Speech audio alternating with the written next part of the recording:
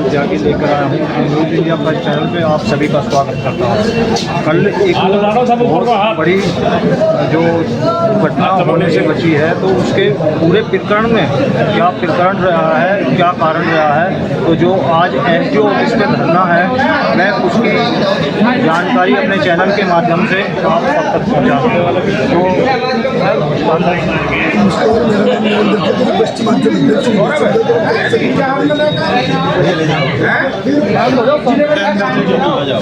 तो कल की जो घटना हुई है, तो ये क्या पूरा प्रकरण था, इस बारे में मेरे को पूरा प्रकरण ये था कि एक एसडीओ आए हैं बहुत तानाशाही वाले, जिसे क्या करेंगे भ्रष्टाचारी, और उनके दिमाग में जो कूड़ा करकट भर रहा है, जिन्होंने हमारे साथी को इतना प्रताड़ित कर दिया कि कल वो आत्मदाह पे उतरा और उन्होंने अपने ऊपर पेट्रोल छिड़क के आग लगा दी। उसका आज हम दिमाग ठीक करना है, और उसका ये भी कहता है कि मैं एमडी का और चीफ का बहुत नज़दीकी हूँ और मेरा मुँह तो उबाड़ लो। आज हम उसके मुँह को ही देखना है, उसके मुँह को उबाड़ के जाएंगे। आपका ये उनसे बात हुई है?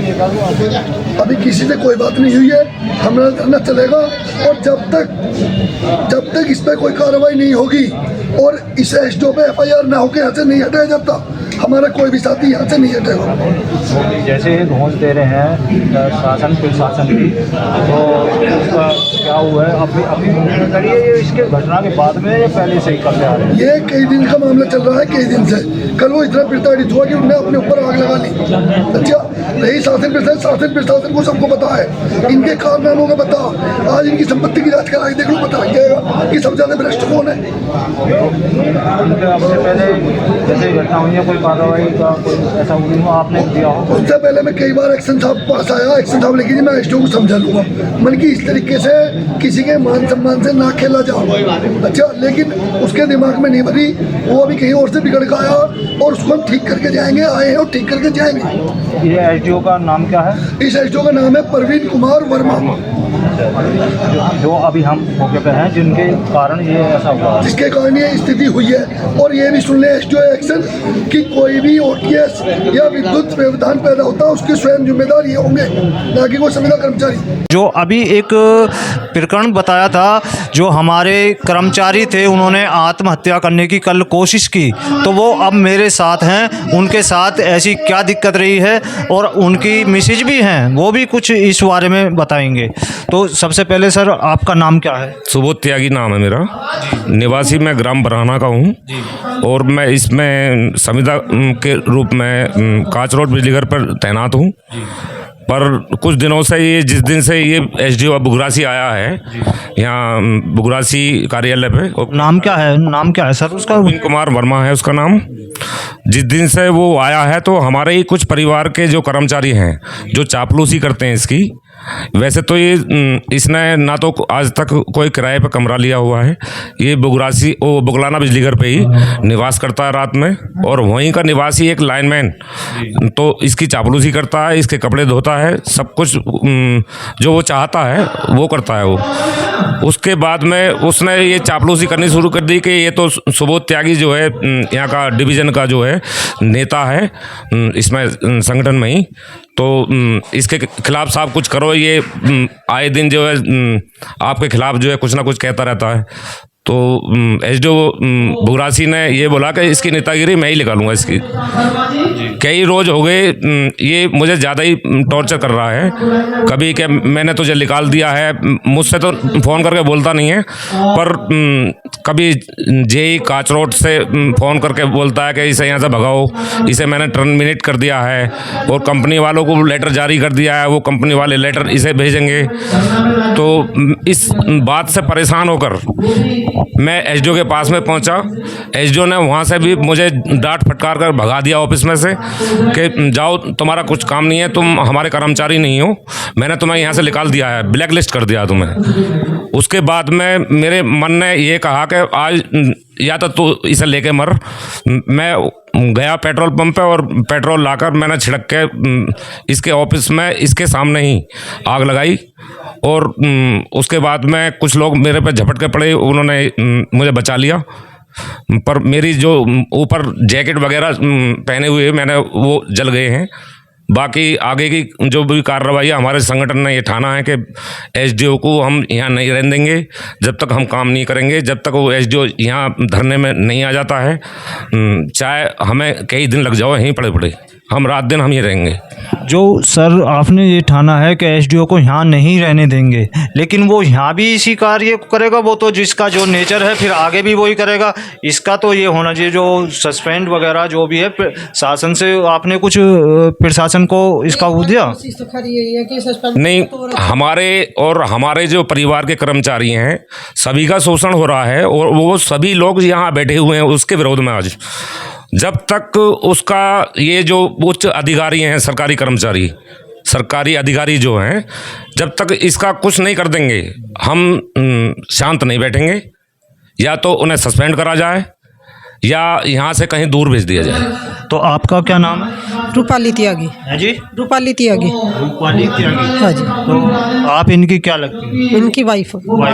तो आपको ये घटना कब जानकारी हुई और ऐसा क्या आपको इस बारे में क्या क्या मुझे मतलब काफ़ी टाइम के बाद पता लगा हो, और मैं यही सोच रही थी कि मतलब कभी लड़ाई हो चुकी है।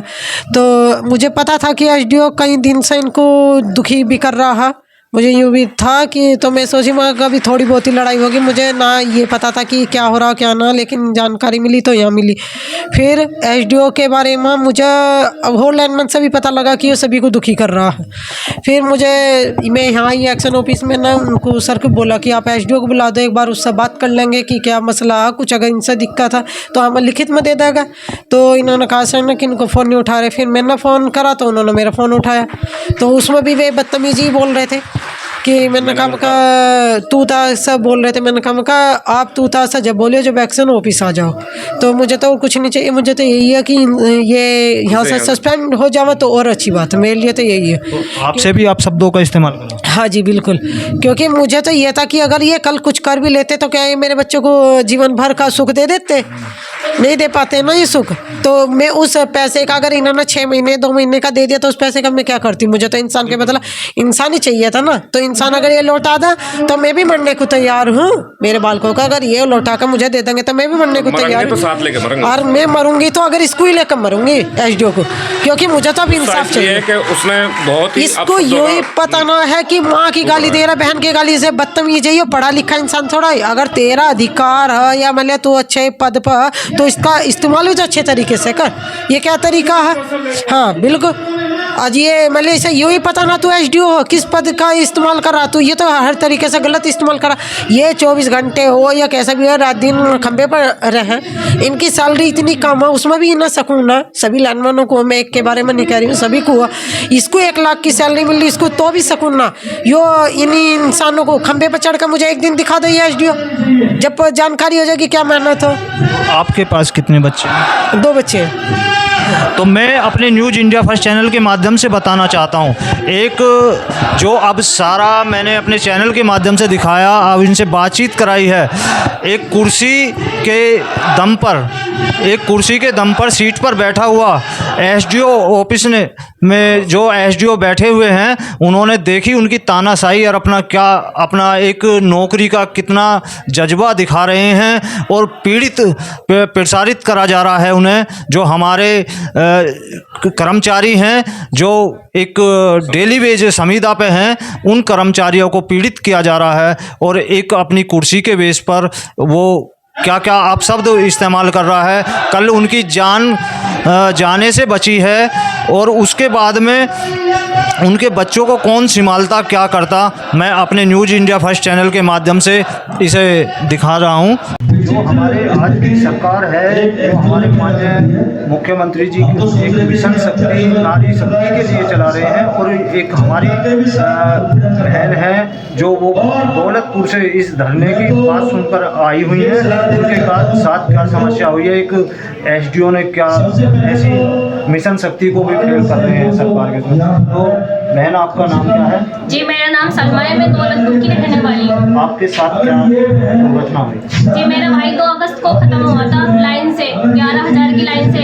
हम 5 महीना चल रहे हैं, उनको ख़त्म हुए। हम बहुत मत मांग रहे हैं उनके लिए। उनके 2 बच्चे हैं छोटे छोटे, उनके हमारे कोई कमाने वाला नहीं है। मैं तो बहन हूँ, उनके बच्चों का कोई कमाने वाला नहीं है। मैं भी आज रही कल दूसरा दूसरा दिन मुझे भी पराए घर जाना।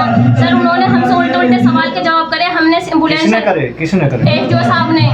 एसडीओ साहब के पास आप गए थे तो क्या जवाब? जी हम गए नहीं थे, हमारे पास उन लोगों का फ़ोन आया था, उनका नंबर हमारे फ़ोन में भी और हम सियाना में इसलिए नंबर दिखाने आए। उन्होंने बोला हमसे हाँ जी दौलतपुर से बोल रही हूँ निशा। मैंने की हाँ जी निशा बोल रहे हैं, बताइए। मैंने की सर ऐसे ऐसे हमारे पति खत्म हो गए, हमारे पास 2 बच्चे हैं, इनका हम क्या करें, कैसे कमा के खिलाएं। तो उन्होंने बोला हमसे आप मेहनत करना जानती हो, नौकरी करना जानती हो। मैंने बोला जी सर मैं पढ़ी भी नहीं हूँ, नौकरी तो मैं कर नहीं सकती, क्या आप एडमिशन करवाइए अपना, पढ़िए।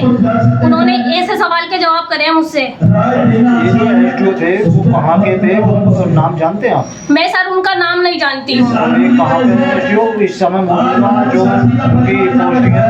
बुगरासी में। बुगरासी में। उसके बाद आपने किसी और को जानकारी दी? जी मैंने सबको जानकारी दी। मैंने यहाँ पर सियाने में आई थी, मैंने कल इनको फ़ोन करा, मैंने जय को भी बताया, दौलतपुर वाला जय वो भी नहीं सुनता सर हमारी। उनने हमें धोखे में रख रखा है, 5 महीने से बोलता है हाँ तुम्हारी फाइल लगी हुई है, फाइल हो लगी हुई है, तुम्हारा काम हो जाएगा। हमारा कोई काम नहीं हुआ। उनके छोटे छोटे बच्चे, ना हम पे ज़मीन है ना जायदाद है, बस एक मकान है जिसमें हम रहते हैं।